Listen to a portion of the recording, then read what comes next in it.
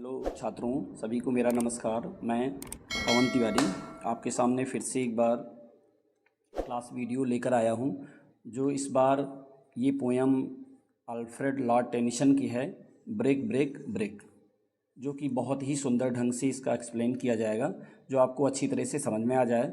उसके बाद छात्रों, आपको ये सूचना देना है कि मेरी क्लास जो है टीचमेंट एप्लीकेशन पर मॉर्निंग में LT ग्रेड GIC की चलती है। ये उसी सिलेबस का पार्ट है, LT GIC का ब्रेक ब्रेक ब्रेक ये पोयम।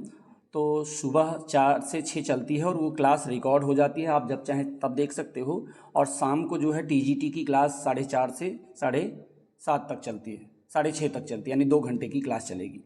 तो उसमें आप ज्वाइन कर सकते हो। उसके लिए हमने डिस्क्रिप्शन बॉक्स में जो है हमारे ग्रुप का लिंक दिया है, आप डायरेक्ट उससे जुड़ सकते हो। जुड़कर आप मेरे नंबर से मुझे मैसेज कर सकते हो और क्लास में हम आपको ज्वाइन करा के डेमो क्लास दिखा देंगे। उसके बाद लेना है तो आप ले सकते हो class.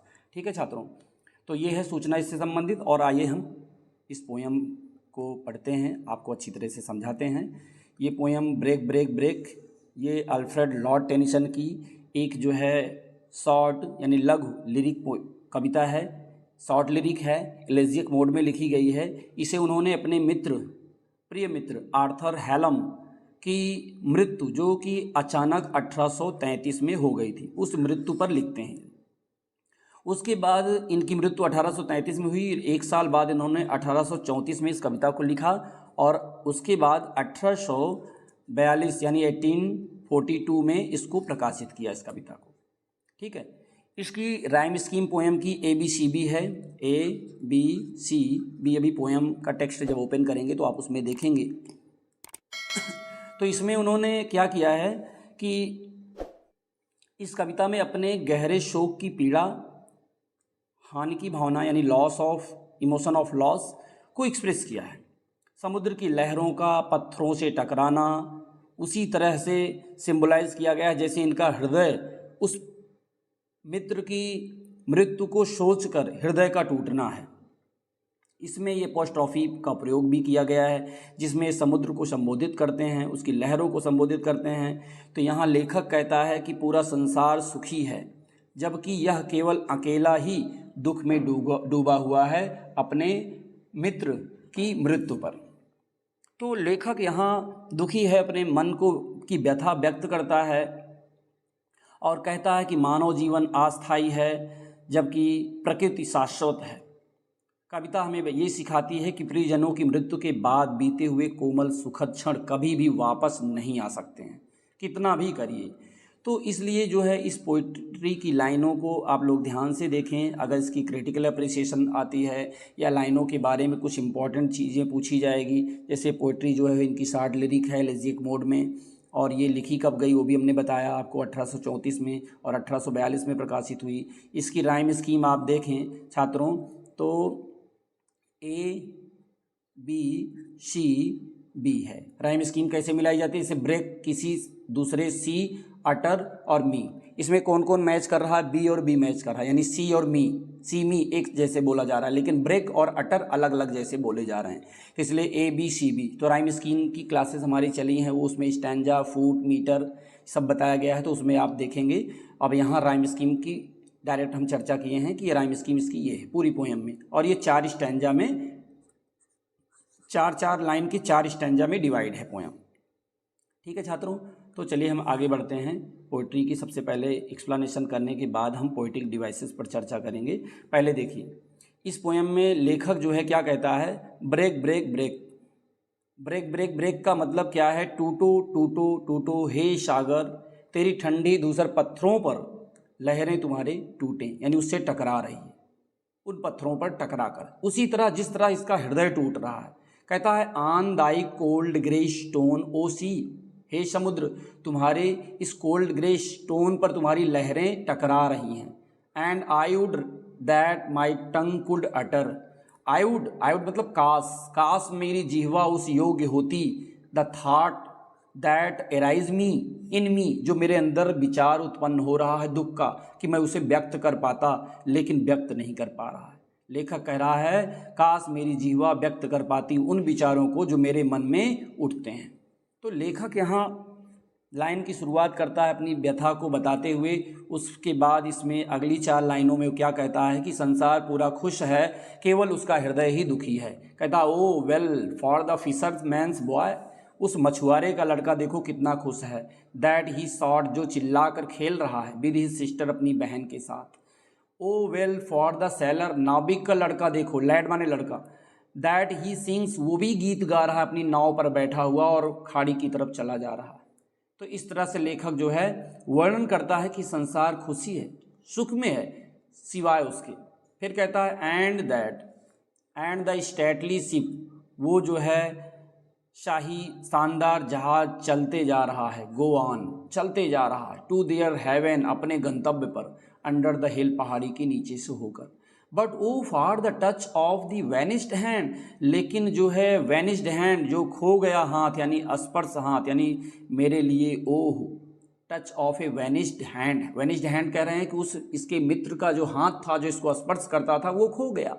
And the sound of voice, और वो आवाज़ उस मित्र की, दैट इज स्टिल, वो भी अब शांत हो गई है, वो वापस नहीं आ सकती। कह रहा है कि जहाज़ तो चला जा रहा है, अपनी यात्रा पे चल रहा है, लेकिन इसका हृदय दुखी है। अपने मित्र के जो स्पर्श था हाथों का वो खो गया, उसकी आवाज़ें जो थी वो भी शांत हो गई, वो अब इसको नहीं मिल रही हैं। फिर कहता है ब्रेक ब्रेक ब्रेक, टूटो टूटो, फिर से कह रहा है समुद्र से, उनकी लहरों से। फिर से यहाँ जो है कह रहा है कि break break break at the foot of thy crags O sea, यहाँ अपोस्ट्रोफी फिर से यूज़ किया गया है। कहता तेरी चट्टानों, तुम्हारे चट्टानों के चरणों में, यानी eight the foot of Dai crack मतलब तुम्हारे चट्टानों के चरणों में। फिर से कह रहा है कि समुद्र की लहरें जो हैं उस पर टकरा रही हैं।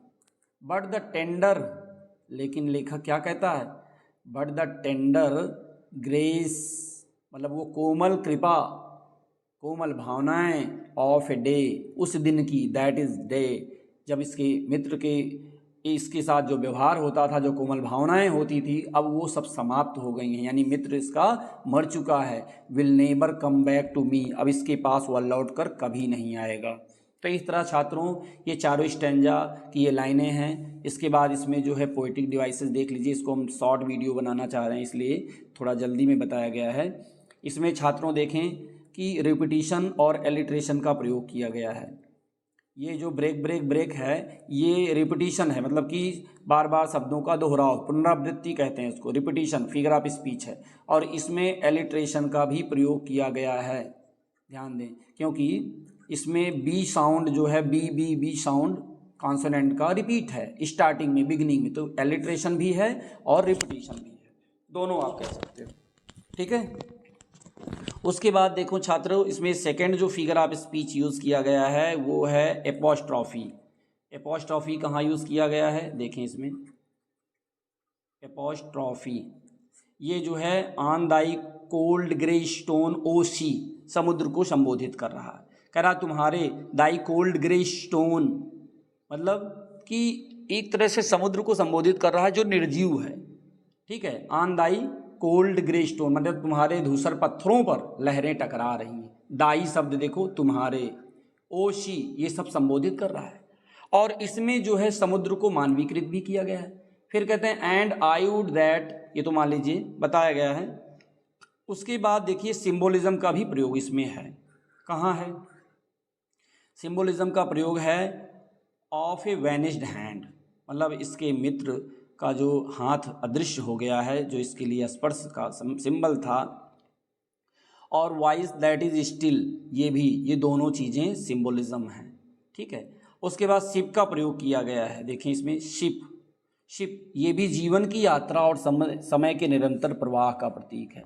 इसके माध्यम से लेखक बताता है जीवन निरंतर चल रहा है लेकिन इसका मन व्यथित है, दुखी है, तो शिप भी जीवन की यात्रा का सिंबल है। उसके बाद देखिए छात्रों, एलिट्रेशन का बताया मैंने, ब्रेक ब्रेक ब्रेक में यूज़ है। इमेजरी का भी प्रयोग किया गया है, जैसे कोल्ड ग्रे स्टोन इसमें यूज़ किया गया है। कोल्ड ग्रे स्टोन देखो पहले में ही यूज़ किया गया है। ये कोल्ड ग्रे स्टोन का मतलब होता है ठंडी और उदासीन प्रकृति का चित्रण है, ठीक है।